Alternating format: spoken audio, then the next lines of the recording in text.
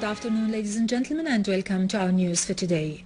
President Bashar al-Assad today issued Decree 255 appointing Ma'an Salah ad-Din Ali as the governor of al-Quneitra.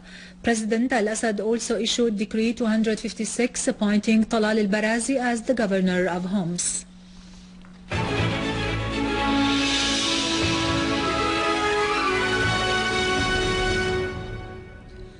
An armed terrorist group today assassinated the Syrian political analyst, head of the political department and international relations at the Global Arab Expatriates Organization, Mohammad Jammo, in front of his house in al-Sarafan town in Zahrani province in South Lebanon.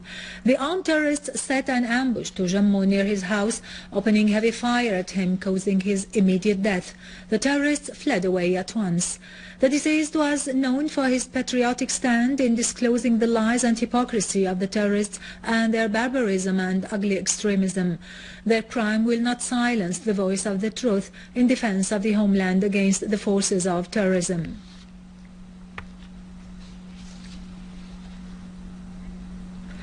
The regional leadership of Al-Ba'ath Arab Socialist Party issued a statement which condemned the assassination of political activist Dr. Mohammad Jammo. The statement pointed out that Syrian intellectuals were targeted by Takfiri groups over the last 2 years because of their national stands in supporting their homeland.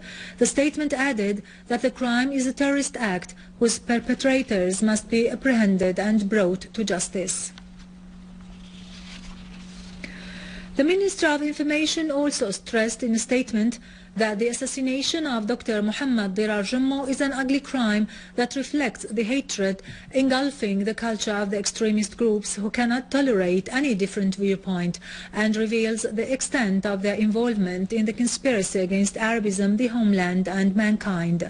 The statement added that the assassination of colleague Jammo affirms once more that those forces of barbarism do not understand the logic of dialogue or the language of politics and political work, and have no respect for human existence and the deep meanings of such existence.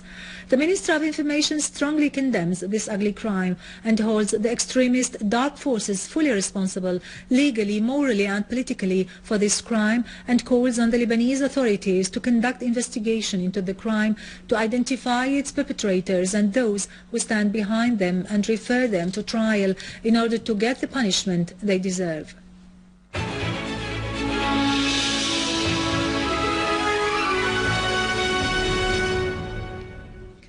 In Latakia, army units targeted Jabhat al-Nusra terrorists in the villages of Rabia, Sami al-Kirit and Khan al-Jous, killing and wounding large numbers of them. The army also destroyed 6 cars equipped with Doshka machine guns and a vehicle loaded with explosives. Among the terrorists killed was Abdullah al-Sayyad, nicknamed Abu Rudaina al-Saraqibi, and the Libyan terrorist nicknamed Abu Abdurrahman. Another terrorist was wounded and transported by an ambulance into the Turkish territories. In Homs, army units continued to chase terrorist groups in al-Khalidiyya neighborhood affiliated with Jabhat al-Nusra terrorist organization. In Idlib countryside, a military source confirmed that an army unit intercepted a terrorist group which tried to attack a military point near the brick factory and inflicted heavy losses upon them. The source added that all the members of the attacking group were killed or wounded. The army destroyed their vehicles equipped with machine guns in Adana, Samos, Deir Sumbul, Khan Sibul, Al-Bara, Iblin, Mreyyan and Has, killing and wounding dozens of them. During a Security Council session, United Nations High Commissioner for Refugees Antonio Guterres called on the international community to take necessary measures to stop the spread of the crisis in Syria into neighboring countries, warning that the crimes committed by the armed terrorist groups in Syria might ignite the whole region. Also, Lebanese ambassador to the United Nations Nawaf Salam warned against the infiltration of the terrorists across the border between Syria and Lebanon. The danger that the Syrian conflict could ignite the whole region is not an empty warning. Measures must be taken now to mitigate the enormous risks of spillover and to support the stability of Syria's neighbors so as to keep the situation from escalating into a political, security and humanitarian crisis that would move far beyond the international capacity to respond. Potential dangers are unfortunately now turning into actual realities. Increasing cross-border fire and incursions from Syria into Lebanon are threatening the security and stability of my country. Golan prisoner Imad Sami al-Mra'i has been released after several months of detention by the Israeli occupation authorities. He was accorded a warm welcome by the inhabitants of the town of Majd al-Shams at Sultan Pasha al-Atrash Square. They renewed the pledge of allegiance to the motherland Syria and their determination to continue the struggle till the end of occupation.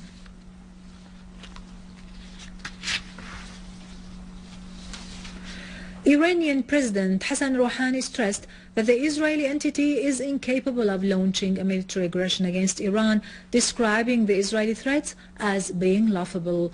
President Rouhani pointed out that the threats issued by Israeli Prime Minister can be described as ridiculous, adding that the Iranian people will retaliate against any aggression.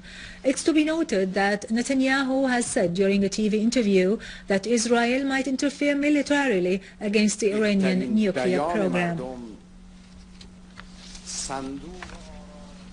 Finally, an Egyptian officer and 5 Egyptian soldiers were injured in an attack by armed terrorists on 3 security checkpoints in Rafah, north of Sinai. This confrontation between the Egyptian army and the armed men followed an unsuccessful assassination attempt to which the commander of the Second Army, Major General Ahmad Wasfi, was exposed to, which caused the armed forces to intensify efforts to pursue elements suspected of committing acts of violence against army and police checkpoints. 2 bombs were also found by the security forces inside a Sadat subway station in the capital. The incident was the first of its kind since the eruption of violence in Cairo. With this, we end our news for today. Thank you for watching. For more details about Syria and the region and to view this bulletin again, you can always visit our website in English, syriaonline.sy. Now to latest business and market news with Vani Genjian, but after a short break.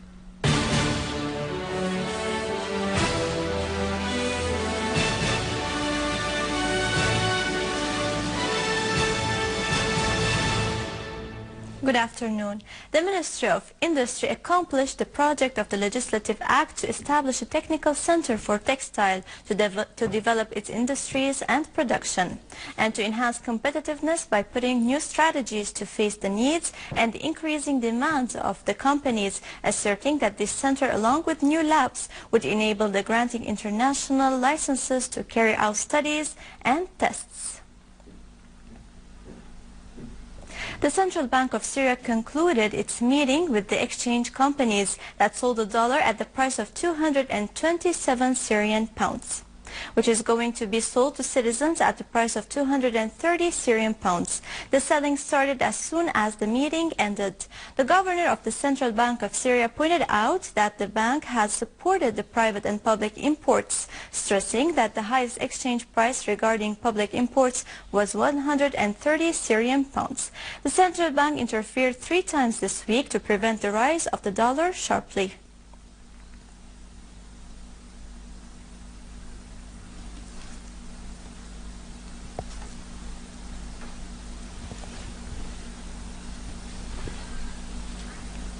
Brent futures slipped below $108 a barrel, as investors were reluctant to lock in fresh positions, awaiting more clarity from Federal Chairman on the U.S. Central Bank's plan to roll back its monetary stimulus.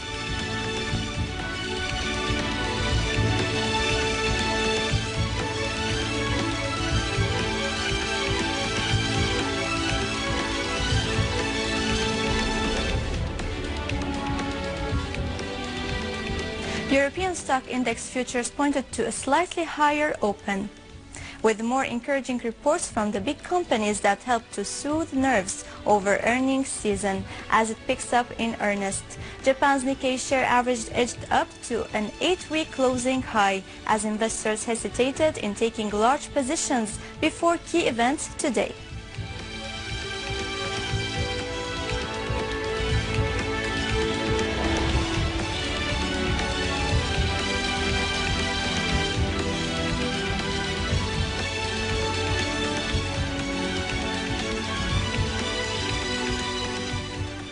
Gold eased but stayed near a 3-week high, ahead of keenly awaited congressional testimony by U.S. Federal Reserve Chairman later in the day.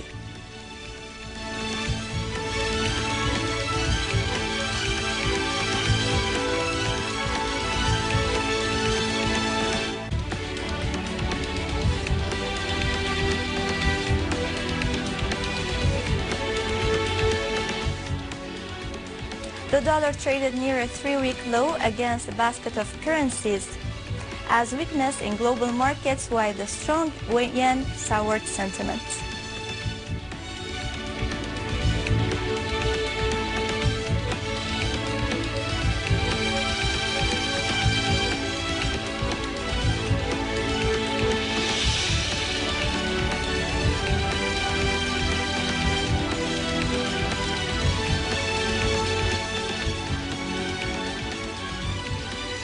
With this, we conclude our news. Thank you for watching and goodbye.